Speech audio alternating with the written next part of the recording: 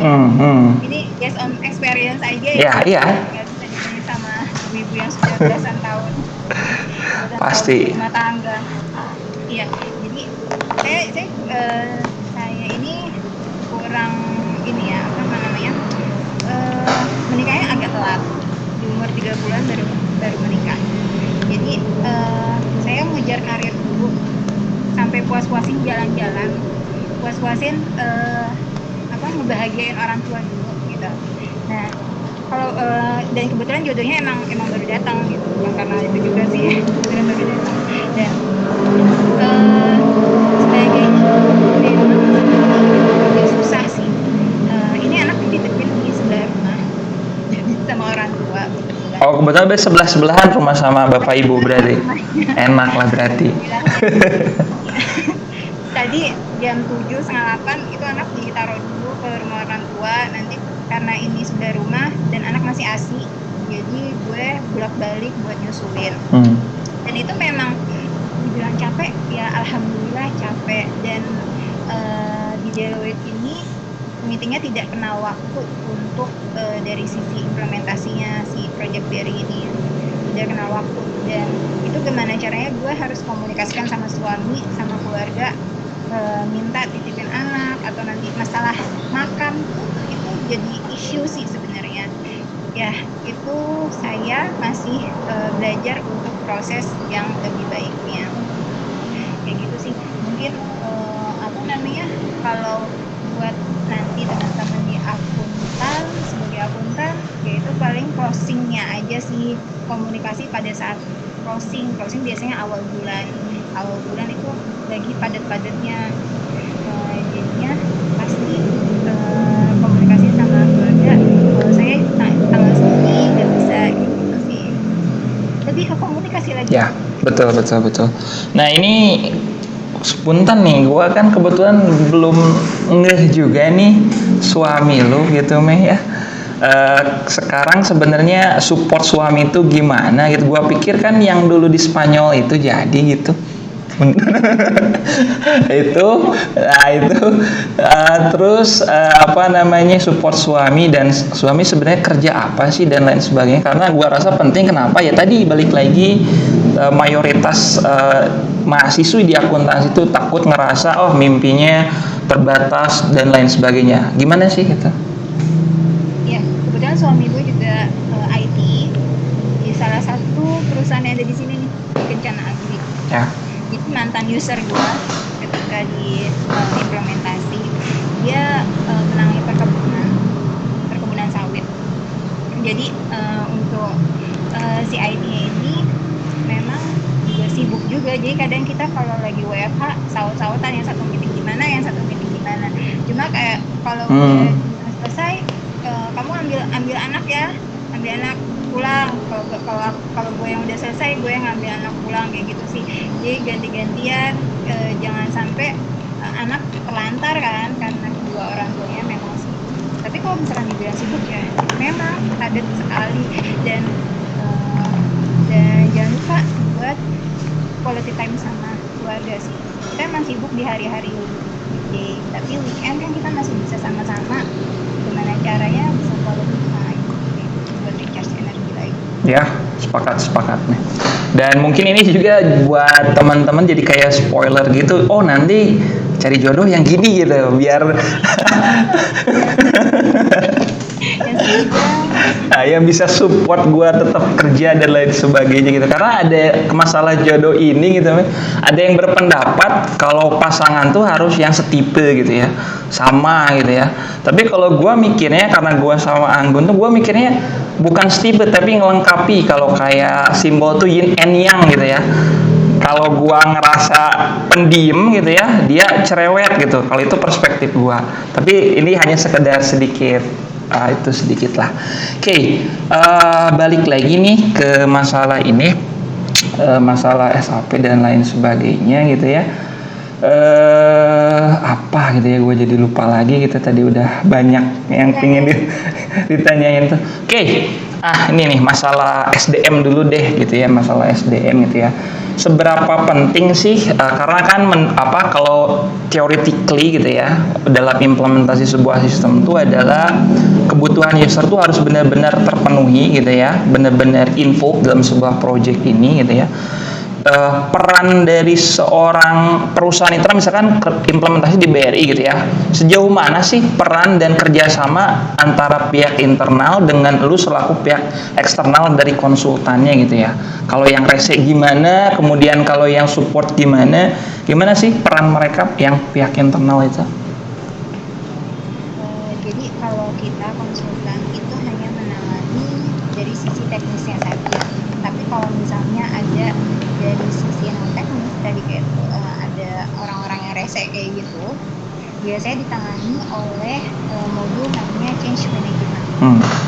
Ada beberapa project, kalau project agak besar ya, kayak di BRI, kemudian di kereta api juga ada, di Kencana juga ada, itu project-project besar.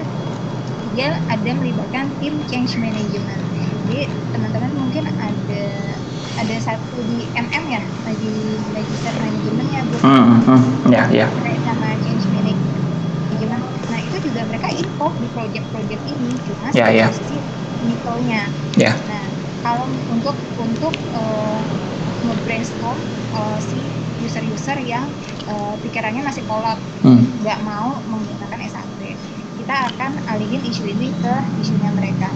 Nah, fungsinya itu sih kalau misalkan kita menemukan suatu hambatan sebagai konsultan di situ. Dan memang dari pihak kliennya pun mereka ada yang dedicated user buat mendukung kita gitu. Jadi kemana-mana nempel sama kita kalau misalkan mau ada apa-apa bilang ke dia dulu, ke timnya itu, kemudian mereka akan eskalasi ke tim besarannya si klien gitu. Jadi memang kita ada namanya project charter ya, project charter dulu. Jadi kesepakatan harus ada resource di dalamnya dari sisi si consulting sama sisi si kliennya, itu masih ada dulu. Ada scope of work juga di situ sebelum masuk ke start kick off untuk projectnya. Oke, nah itu tuh yang masalah change management tuh manajemen perubahan gitu ya. Kalau gue akhir-akhir ini juga seneng gitu ya baca buku soal perubahan. Baru lagi itu adalah disrupsi gitu ya, gimana perubahan dunia tuh begitu cepat-cepat dan lain sebagainya. Kebetulan ya mungkin di tiap organisasi dalam tanda kutip ada yang generasi usianya tuh beda-beda gitu ya. Ada yang pikirannya masih kolot dan lain sebagainya gitu ya. Kayak contoh implementasi di kampus saja kan butuh waktu e-learning gitu ya. Butuh waktu buat educate yang generasi yang agak lama gitu dan lain sebagainya nih. Pada akhirnya sebenarnya di project yang berdasarkan lu kerjakan gitu ya, pada akhirnya orang-orang yang tanda kutip gak bisa ngikutin perubahan ini, orang-orang ini tersingkir ataukah harus diedukasi lagi ataukah seperti apa gitu pada akhirnya, ataukah tetap sistem ini yang memang diutamakan harus implemented gitu pada akhirnya. Gimana sih Meh soal orang-orang demikian? Kita post biar bisa go live gitu kan. Si sistem ini digunakan kan, dan orang-orang yang seperti itu biasanya akan mengikuti. Beda lagi sama tadi yang di kereta api ya, kalau misalkan dia ada satu statement, bisa apa ini SAP gitu, bisa nggak kayak gini, kayak sistem yang dahulu gitu kan. Iya. Ada statement kayak gitu, itu besoknya langsung pindah Sumatera, nggak ada di Bandung lagi orangnya kayak gitu. Bahkan kalau dari konsultan membuat kesalahan sedikit pun pihak direksinya bisa, kamu bisa saya penjarakan, itu bisa sampai kayak gini. Ya. Jadi tendensinya beda-beda, apalagi BUMN ya. Beda-beda. BUMN memang beda sih dia culture-nya, dan itu kan seluruh Indonesia. Dia memang butuh change management gimana si sistem ini bisa applicable di seluruh Indonesia. Kalau orang daerah kan juga megang tuh ya pakai 11 jari kan. Gimana caranya mereka ngikutin. Ya itu, jadi mungkin top management support juga ini benar-benar besar impact-nya juga berarti ya Meh, buat implementasi sebuah sistem gitu ya. Nah ya, Gimana? Itu ada di tesis gue. Nah itu tuh masalah tesis tuh menarik juga gitu ya. Nah ini juga masalah ya mungkin tesis lah, karena tadi nyinggung tesis lah sekalian, mungkin tesis ataupun diturunkan ke teman-teman skripsi gitu ya. Nih kebetulan kalau gua lihat tesis lu tuh ingin challenge gitu ya, ingin sesuatu yang different gitu ya.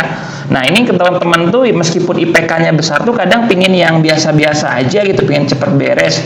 Tapi ternyata dari tesis dan skripsi juga kadang memberi impact terhadap karir kita ya, walaupun nggak semua gitu. Kalau pandangan lu gimana sih Mas soal itu buat anak-anak nih? Sebenarnya ini sih ada pengaruhnya tesis atau skripsi terhadap dunia kerja. Cuma apa namanya? Jadi kita jadi tahu nih si perusahaan yang kita apa sih namanya observe. Nah itu seperti apa ya, barangkali mungkin teman-teman nanti dijadikan karyawan di situ, bantu di awal-awal karir sebagai batu loncatan. Nah kalau menurut saya dan tesis saya itu tesis ini kita ngomongin si apa namanya PA tugas akhir, kalau di Telkom namanya tugas akhir. Pas tesis ini saya kualitatif, jadi mengobserv 4 perusahaan dengan 4 industri yang berbeda, kemudian dituangkan ke dalam tesis. Dimana kualitatif ini biasanya orang-orang hindarin karena lama ya, kebetulan juga ini lama banget sih tesisnya, jadinya kemakan waktu buat observe-nya sama buat wawancara kan juga banyak sekali ya, kita butuh script buat wawancaranya. Oke, nah itu it happens gitu ya, sama yang itu podcast pertama gua sama Nurul tuh bener-bener anak yang pingin beda gitu, it happens gitu sama dia, tiba-tiba di hire internship Kudo dulu namanya, mungkin kayaknya lu juga tahu Kudo, karena udah diakuisisi sama Grab ternyata, dan terjadi gitu, langsung loncat ke dunia kerja gitu. Ternyata relate tuh teman-teman, kalau ya IPK besar, kebetulan ada beberapa pembimbing yang kalau IPK-nya besar tuh harus skripsinya tuh yang benar-benar wah gitu. Tapi kadang teman-temannya sendiri yang ngerasa mundur dan lain sebagainya. Nah ini buat insight juga nih buat teman-teman. Oke, mungkin sedikit biar agak relax lagi, karena gue janji juga nih untuk sedikit discuss tentang kehidupan di Eropa gitu ya. Gue jadi flashback lagi, nostalgia mungkin gitu ya. Satu slide lah tentang kehidupan di Eropa. Ya itu keren tuh, boleh deh nanti kalau Bill di share gitu ya. Nah ini kehidupan di Eropa nih. Lihat Eiffel, kelihatan nggak sih? Kelihatan. Teman-teman juga kayaknya kelihatan. Teman-teman kelihatan? Ini pas International Day ya, Bud ya? Ya, International Days. Ya, masak nasi uduk. Itu nggak jadi ya? Ya, nasi uduk waktu itu. Jadi kita tuh dari masing-masing negara harus mempresent culture-nya dari masing-masing negara. Jadi kita mempresent si nasi uduk pakai sambal matah. Kita ada 4 ya, dulu ini Irli, Nisa, gue sama Budi, itu dari 4 yang ini S1 ini S2. Jadi ada teman-teman dari Meksiko, kemudian dari ini itu dari mana sih, Taiwan? Ya, Taiwan sih banyaknya dulu. Gitu. Vietnam ya, Oke, yang mungkin gue tanya simpel dulu, yang paling lu kangenin gitu ya ke Eropa dulu tuh kuliah, tinggal di Eropa apa sih yang mungkin masih ngerasa vibes-nya sampai sekarang, kira-kira apa gitu yang dikangenin? Cuacanya gue pengen lihat salju lagi cuy. Gua nggak sempet ke salju tuh, aduh sayang. Lebih pengen ngerasain salju. Waktu di mana sih waktu itu? Waktu di mana? Waktu ketemu salju lu, sama teman PPI kalau nggak salah ya? Ya, jadi karena gue kecopetan. Nah, ya, ingat. Story juga di Jerman. Ya. Gak bisa, dia mau. Jadi saya tuh sukanya solo traveling ya. Nah, itu benar-benar challenge diri sendiri. Malam-malam dari Paris terus ke Jerman. Tiba-tiba di suatu kota namanya Cologne. Itu ternyata memang ada banyak kriminalnya lah ya, banyak refugee soalnya, pengungsi dari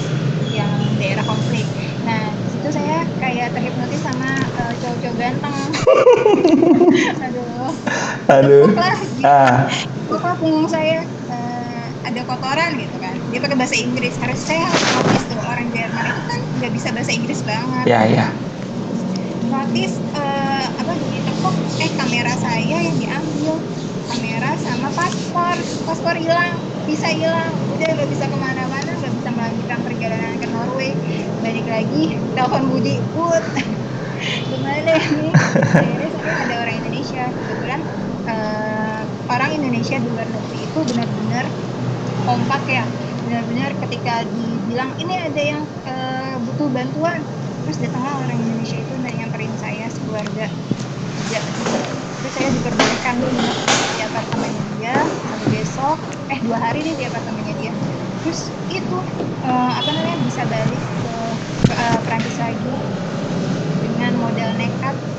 Untungnya kalau misalkan nggak ada pemeriksaan ya di perbatasan, karena nggak punya surat-surat apa-apa. Tadinya mau tujuannya memang ke Norway untuk main ski, tapi karena nggak bisa, saya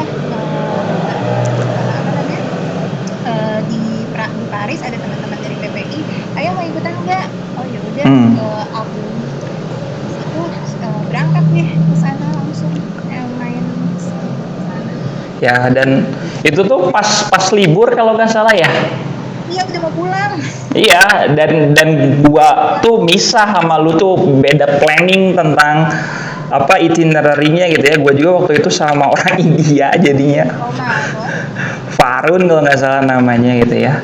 Dan gue juga sempat hilang dompet nih waktu di Swiss gitu, bukan di Swiss, di Austria. Terus sempat hilang dompet, tapi rezeki gue pas gue terakhir di Austria, gue tuh udah harus ke Munich waktu itu tuh, ke Jerman. Gue entah kenapa tiba-tiba ngebalikin lagi gue ke tempat yang pertama kali gue datang ke sana gitu, pas dari hostel tuh gitu ya. Dan alhamdulillah masih rezeki, ternyata uang gue, dompet gue disimpan sama pengelola di sana gitu. Dan setelah gue searching ternyata salah satu kota ternyaman dan tersafe tuh ya adalah di Wina di sana gitu. Tapi menariknya tuh gitu, gue nggak tahu udah cerita nggak tahu ke belum lu. Gue pas mau pulang tuh jalan ke Munich tuh dipajak gitu sama orang tuh siapa? Anak kecil gitu, anak kecil yang nipu gua buat beli bunga, setangkai bunga gitu ya. Dia bilang cuma 2 euro gitu, tapi gua nggak pegang uang kecil kan, euro tuh koin gitu ya, tapi nggak ada gitu. Gua tuh cuma ada 10 euro gitu, gua kasih 10 euro, dia kabur aja gitu aja. Ya udahlah, dalam hati gue ikhlasin aja lah, hitung-hitung sedekah karena dompet gue ketemu gitu. Iya. Bahkan kita di negara luar selain Paris itu kecopetan atau ketinggalan sesuatu di pala kayak gitu, tapi di Paris pun kita aman. Padahal orang tuh di Paris benar-benar tingkat kriminalitasnya tinggi sekali. Jadi kalau teman-teman nanti insya Allah ke sana lebih hati-hati ya, karena kejam-kejam copetnya lebih kejam daripada di Indonesia. Ya.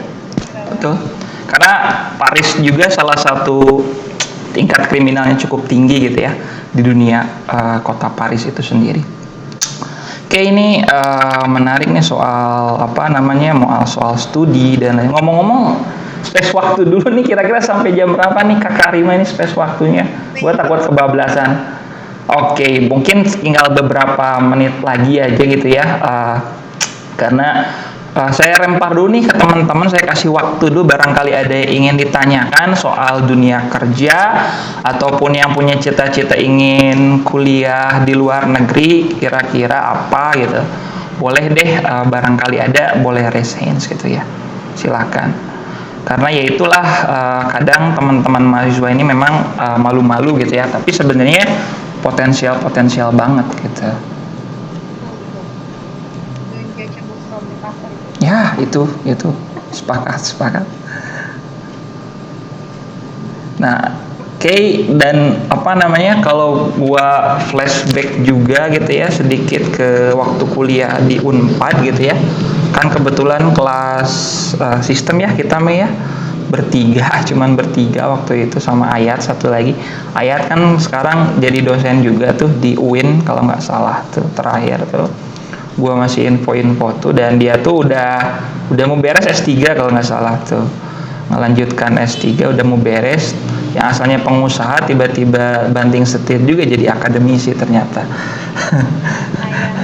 Oke, nah ini yang gua tanya tuh adalah masalah kuliah juga kan. Waktu itu kan di kelas tuh bener-bener waktu Prof. Azhar ya, karena Prof. Azhar udah almarhum kan ya sekarang. Prof. Azhar Susanto kayaknya ngerasanya tuh pas kuliah tuh bertiga, karena cuma bertiga ngerasa kayak dikenal sama profesor tuh kayaknya senang banget kalau gua perasaan nih Azhar Susanto gitu ya, Budi, Rima, Ayat gitu di kelas ya, karena cuma bertiga walaupun di luar nggak tahu kenal nggak tahu enggak gitu ya. Masalah-masalah seperti itu menariknya. Nah, apa namanya, dari segi perkuliahan gitu ya, kan tadi juga sempat lu udah singgung sebelumnya gitu ya, dan lu tuh yang paling kadang ditanya terus sama Prof. Hazar karena tahu lu tuh yang benar-benar praktisi sebuah sistem informasi itu lu gitu. Nah itu dalam dunia perkuliahan juga kalau di relate lagi nih gitu ya, selain ternyata lu pendiam gitu ya, penting nggak sih untuk PDKT ataupun ada koneksi dengan dosen dan lain sebagainya menurut perspektif Rima gitu kira-kira? Gue ya Hmm. orangnya tuh yang paling gak bisaan lah Hmm. ya, gak bisa gue PDKT sama dosen, bukan gak mau tapi gak bisa. Ya. Ya mungkin kalau misalkan gue punya opportunity buat mendekati, gue akan ambil, cuma how to start ya, itu Ya. agak susah buat gue sendiri. Dan kalau penting gak penting, beda-beda case sih. Ya. Kalau sama dosen pembimbing itu harus deket ya. Ya kalau sama dosen yang ngajar, kalau menurut gue itu ya biasa-biasa aja cukup lah. Karena sampai sekarang pun sama dosen pembimbing gue masih cukup komunikasi nih sama Pak Ricci. Karena dia menurut gue dia kredibel banget dan gak mau dikasih sesuatu hadiah. Kan gue dari Perancis tuh, gue bawain hadiah. Saya nggak mau terima apapun dari kamu. Tapi giliran gue udah lulus, gue bawain kopi doang. Yeah. Dari itu dia mau nerima, yang bilangnya terima kasih itu sampai kayak gimana, karena ya itu dia megang dia punya standar sendiri ya. Saya nggak mau nerima apapun dari mahasiswa saya. Beda halnya sama dosen-dosen lain yang gue temuin gitu ya. Ya.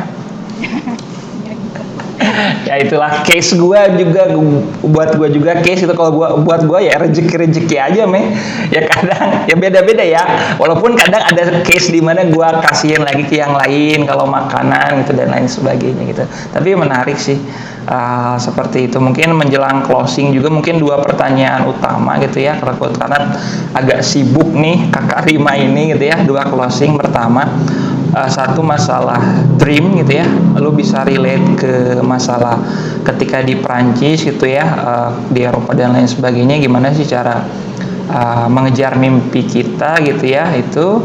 Kemudian satu lagi adalah apa namanya ya summary lah, intinya summary dream dan juga masalah dunia kerja gitu ya, gambaran ke teman-teman ini kira-kira gak usah takut gitu, dan pada akhirnya adalah teman-teman akan berada di posisi yang mana teman-teman ini tentu berada di posisi yang teman-teman harapkan ataupun inginkan. Mungkin summary aja lah mungkin gitu nih kira-kira.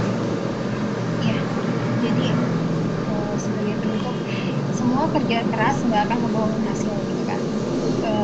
Gue bisa kuliah S2 bisa sampai ke Prancis itu karena kerja keras, karena kuliah juga sambil kerja Jakarta Bandung gitu kan. Jadi benar-benar dari diri gue sendiri yang gue support untuk gue bisa menyelesaikan S2 dengan biaya sendiri dan ke Prancis dengan biaya bantuan pemerintah gitu kan. Nah, jangan patah semangat untuk bisa mencapai mimpi, intinya kayak gitu. Ini sebenarnya ngelihat Evo pun masih dalam waktu itu masih dalam mimpi, Evo gitu kan. Terus ditambah bonus saya bisa kuliah di sana, even itu pas-pasan aja nilainya, nggak yang bagus banget gitu kan. Yang penting saya bisa lulus, kemudian bisa membanggakan kedua orang tua, intinya kayak gitu. Kalau misalkan dream saya itu membanggakan kedua orang tua saya gitu. Dan insya Allah jalannya akan ditunjukkan, mau yang belok dulu atau langsung lihat sama Allah pilihannya itu kelihatan gitu.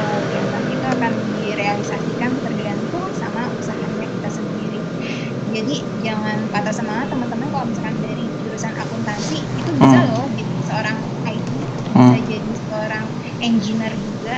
Nanti jangan hanya tergantung saya akuntansi hanya akan menjadi akuntan, hanya akan menjadi auditor, enggak. Mimpinya itu bisa dilebarkan selebar-lebarnya. Bisa jadi kalian bisa jadi profesional IT nanti di luar negeri yang mengharumkan nama Indonesia seperti itu sih Bud ya. Oke. Asik, bener, makasih banyak nih gua nih.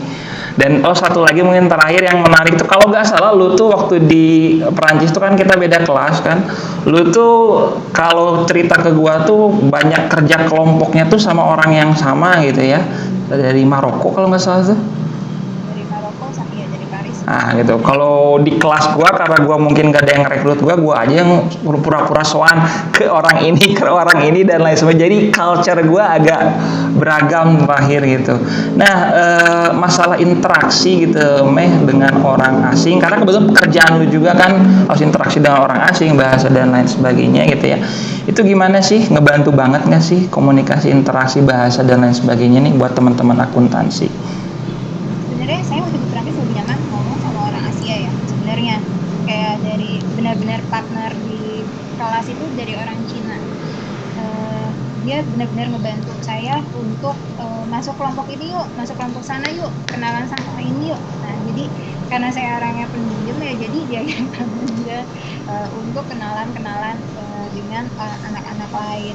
Memang jatuhnya dia cowok kan, maksudnya mau lah untuk encourage saya ke teman-teman lain, tapi tetap aja harus kitanya juga harus interaktif, apalagi kalau orang Prancis juga nggak selalu bisa bahasa Inggris kan ya, jadi memang saya juga nggak terlalu bisa bahasa Perancis kan. Gua jadi tumbal terus waktu gua ngebantuin lu. Itu ada Budi ya, saya kadang pakai bahasa tubuh untuk komunikasi di sana. Itu gue masih inget, berarti mudah-mudahan ini jadi utang budi gue gitu ya. Karena gue ngerasa nggak bisa ngebayar lu gitu di kehadiran sekarang seorang konsultan yang udah rate-nya udah kayak itu gitu ya. Gue masih inget waktu ngurus KAF gitu ya, bantuan gitu ya kan, gimana ini komunikasinya sampai bawa-bawa gua ke sana gitu ya kalau bayar kosan. Ya alhamdulillah bisa gitu beres, walaupun gua juga masih belajar sih, tapi ternyata asiknya ternyata dia juga bisa sedikit bahasa Inggris, susah-susah kita pakai bahasa Perancis waktu itu. Menarik gitu. Itu suka juga ya di sana sih, gak bisa bahasa Perancis.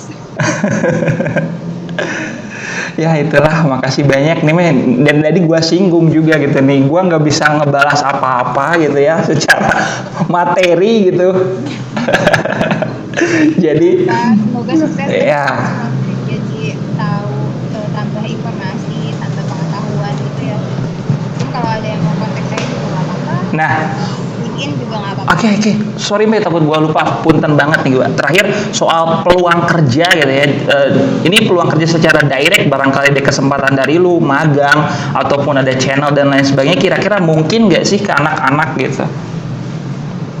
Mungkin banget kalau misalkan memang ada yang gini, karena perusahaan saya di SAP Consultant itu kalau nyari kerja di ini ya freelancer ya, itu by WhatsApp. Jadi sewaktu ada lulusan akuntansi nggak gitu, nanti akan saya share kalau misalkan memang ada yang butuh, dan itu suka sering sih buat manajemen training kayak gitu ya. Dan kayak gini, ngomong gaji ya, boleh. Consultant itu gaji di awal nggak sebesar kalian kerja di bank, nggak sebesar itu tunjangannya. Saya waktu masuk ya masih di bawah 5 karena tahun 2011, tapi kalian punya dalam waktu 3 tahun itu bisa 2 kali lipat daripada teman kalian di bank, kayak gitu sih range-nya. Gak apa-apa, range nggak masalah gitu. Kalau pasti nanti lu kena orang pajak gitu. Gue bayar pajak kok. Ya syukurlah kalau bayar pajak. Gimana? Boleh. Jadi kalau jadi freelance itu bisa sehari, kita hitungannya harian itu range-nya 2 juta sampai 3 juta sehari. Kalau kerjanya bulan 20 kali aja. Kali-kali aja. Terus kalau permanen itu beda lagi bawahnya freelance. Karena freelance itu kita nggak dapat kesehatan ya, kesehatan sendiri. Nah kalau permanen tergantung perusahaannya asuransinya apa. Ya. Itu bisa kalau baru masuk harusnya bisa 10-an sih kayak gitu. 10-an. Iya, betul. Ya, itu jadi trigger juga buat teman-teman bahwasanya orang akuntansi juga bisa di bidang IT karena segala sesuatunya sudah di bidang IT. Cari loh akuntansi, lulusan akuntansi untuk masuk modul yang tadi FICO ya, FICO. Betul gitu. Lu kalau boleh tadi katanya boleh ngontak masalah dan lain sebagainya. Kalau boleh langsung aja di chat kontak atau email gitu, di chat di sini biar teman-teman langsung ada di sini. Link ini maksudnya. Ya boleh. Jadi LinkedIn. Boleh, nggak apa-apa deh. Takut kalau masalah WA nanti diteror, nanti suaminya marah deh gitu. Jadi langsung. Jadi di LinkedIn boleh gitu ya. Kalau teman-teman yang ingin cari soan-soan gitu ya, nanti cari info ataupun cari peluang magang dan lain sebagainya, insya Allah membuka peluang ya Kak Karima. Insya Allah iya. Ya itu artinya ada koneksi networking yang ingin gue bangun buat teman-teman mahasiswa. Oke, mungkin gitu aja karena gue juga nggak enak nih kalau memang lu ada meeting lagi gitu ya. Maaf ya, harus bekerja. Nguli gitu ya, melanjutkan. Oke, makasih banyak mungkin gue nanti sedikit ngobrol dengan teman-teman kalau ada waktu, dan akhir kata gue makasih banyak nih. Mudah-mudahan nanti kita bisa meet up lah secara physically gitu ya, entah di Bandung, entah mungkin gua nggak kejebak banjir kan? Alhamdulillah aman gitu ya, jangan sampai lah mudah-mudahan. Oke, jadi makasih banyak nih Kak Karima udah ngasih edukasi buat teman-teman mahasiswa. Jadi akhir kata terima kasih dan boleh live. Makasih banyak nih Kak Karima. Merci. Waalaikumsalam. Makasih Karima. Makasih Karima. Makasih Kak. Sampai jumpa. Assalamualaikum. Waalaikumsalam.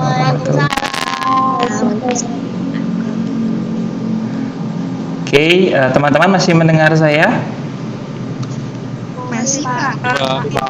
Oke, ini saya sekedar ingin mendengar, kalau yang udah live nggak apa-apa, kalau yang mau stay boleh. Hanya sekedar ingin mendengar testimoni dan tanggapan teman-teman mengenai metode perkuliahan seperti ini, seperti apa sih? Mangga kalau ada ingin memberikan pendapat.